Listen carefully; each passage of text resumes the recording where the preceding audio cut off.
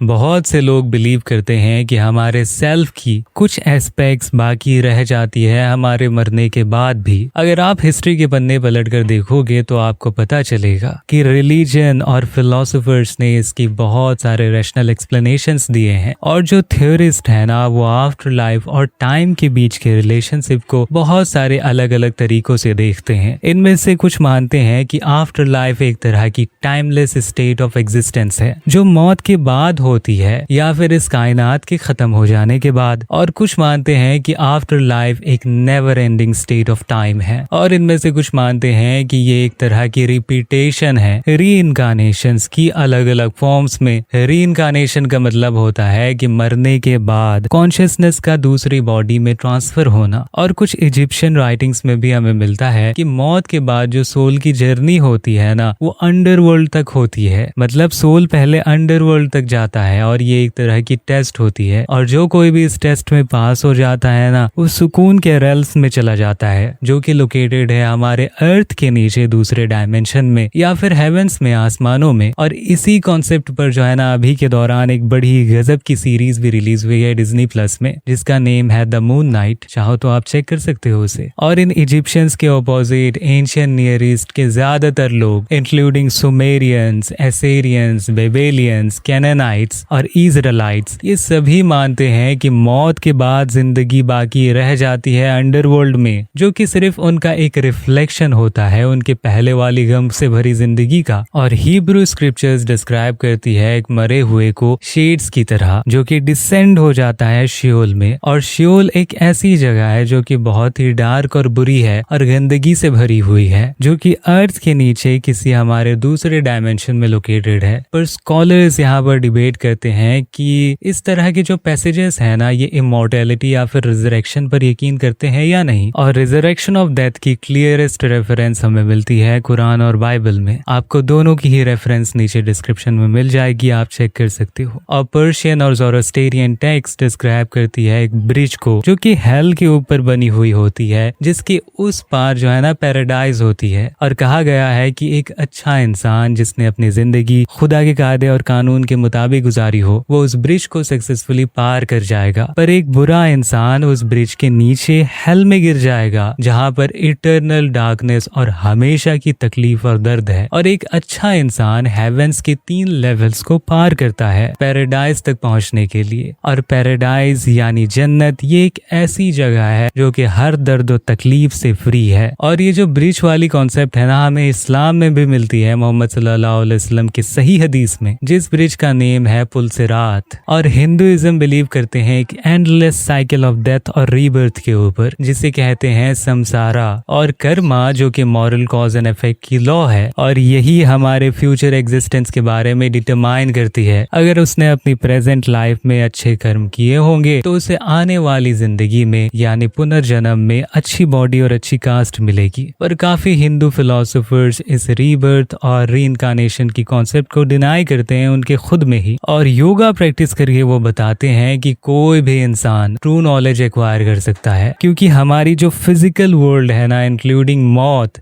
Death एक illusion है। और इसी वजह से वो सजेस्ट करते हैं समाधि अटेन करने के लिए। समाधि कहते हैं highest level of spiritual perfection को, मतलब खुद की आत्मा यानी सोल, आपकी एसेंशियल सेल्फ का मिल जाना ब्रह्मा के साथ जो कि एक ओनली रियलिटी है। तभी एक इंसान मोक्ष हासिल कर सकता है यानी लिबरेशन हासिल कर सकता है संसारा के जरिए से। और इस डेथ और रीबर्थ के बीच के हिस्से में लोगों को हेवन में रिवॉर्ड किया जाता है या फिर उन्हें नीचे हेल में पनिश किया जाता है उनके कर्म के मुताबिक। और जब रीबर्थ का वक्त आ जाता है ना तो उन्हें दोबारा दुनिया में भेज दिया जाता है। और हिंदुइज्म के ऑपोजिट बुद्धिज्म बताती है कि डेथ एक अनअवॉइडेबल रियलिटी है ह्यूमन एग्जिस्टेंस की, और इसे हमें जरूर एक्सेप्ट करना ही होगा। और इस दुनिया में जो हमारी डिजायर पैदा होती है मटेरियलिस्टिक चीजों की तरफ जिससे कि हमें गम होता है, उस डिजायर को खत्म करने के लिए एक इंसान को 8 फोल्ड पाथ को फॉलो करना होगा जिससे कि वो अनात्मन अचीव कर जाएगा, मतलब नो सेल्फ। उसके अंदर कोई भी सेल्फ बाकी नहीं रहेगी यानी आई का कॉन्सेप्ट नहीं बचेगा। इसे निर्वाणा भी कहते हैं। पर कुछ बुद्धिस्ट ऐसे भी हैं जो कि रीइंकार्नेशन की कॉन्सेप्ट को डिनाई करते हैं। और कन्फ्यूसिज्म आज के दौर में बिलीव करती है रिजरेक्शन ऑफ ऑफ सोल पर। और ग्रीक फिलोसोफर्स के बिलीव और उनके मानने वाले जैसे कि पाइथागोरियंस और ऑर्फिज्म और प्लेटो भी इमॉर्टैलिटी ऑफ सोल पर बिलीव करते थे। और एपिक्यूरियंस बिलीव करते थे कि एक इंसान के मर जाने के बाद उसकी एग्जिस्टेंस खत्म हो जाती है। और एरिस्टोटल जो है ना बहुत ही ज्यादा स्केप्टिकल थे सोल की इमॉर्टैलिटी को लेकर। वो मानते थे कि डेथ के दौरान सोल खत्म हो जाती है, क्योंकि सोल बॉडी की कोई अलग इमैटेरियल पार्ट नहीं है बल्कि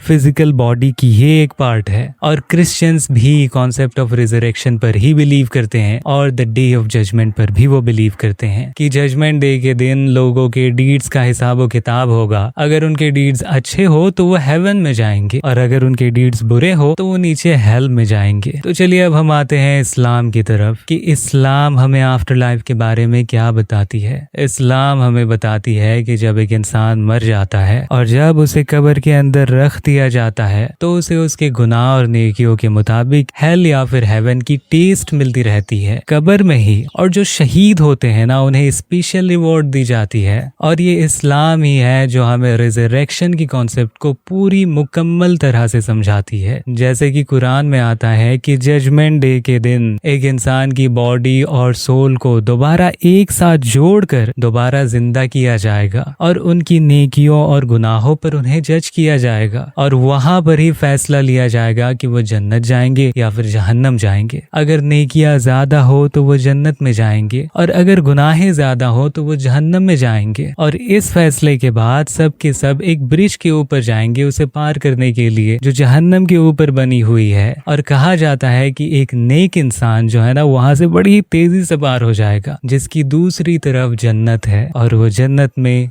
दाखिल हो जाएगा सुकून से। और एक बुरा इंसान नीचे जहन्नम में गिर जाएगा हमेशा हमेशा के लिए। वो उसे पार नहीं कर सकेगा। अगर वो मुशरिक हो या फिर काफिर हो तो वो हमेशा हमेशा के लिए वहां रहेगा। अगर उसने छोटे मोटे गुनाह किए होंगे तो वो वहां से बच जाएगा। खींचते घसीटते लड़खड़ाते हुए फिर भी वो बचा लिया जाएगा और उसे अल्लाह ही बचाएंगे। और इस लाइफ आफ्टर डेथ की कंप्लीट जर्नी के बारे में जो इस्लाम ने हमें बताया है ना, अगर उसे मैं बताना शुरू करूं तो कम से कम 3 घंटे लगेंगे। और इतनी ज्यादा डिटेल में मैंने दुनिया की जितनी भी रिलीजन पढ़ी हुई है ना मुझे कहीं भी नहीं मिली। तो ओवरऑल अगर देखा जाए ना तो हमें पता चलता है कि जो भी रिलीजन रीइंकार्नेशन, रीबर्थ, खुद गॉड बन जाना मरने के बाद या फिर नो सेल्फ के बारे में बात करती है, उनके बीच के इंटेलेक्चुअल थिंकर्स इन कॉन्सेप्ट पर डिसएग्री करते हैं। ये इसीलिए क्योंकि ये ऑप्टिमिस्टिक नहीं है और इनमें लॉजिकल एरर्स भी हैं और कुछ जो है ना इनकम्प्लीट भी है।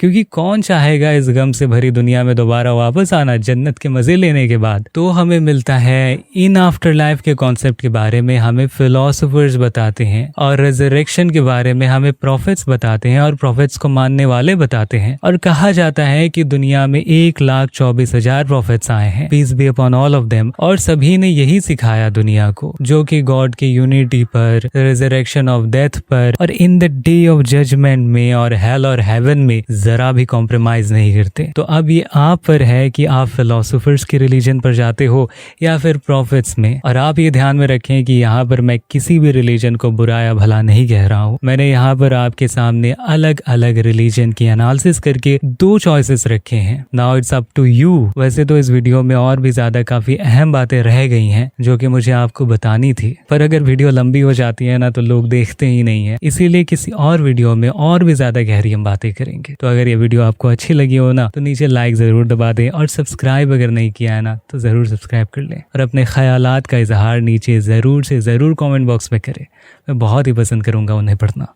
ठीक है, तो मिलते हैं अपनी अगली वीडियो में। तब तक के लिए अपना और अपनों का ख्याल रखिएगा। अल्लाह हाफिज।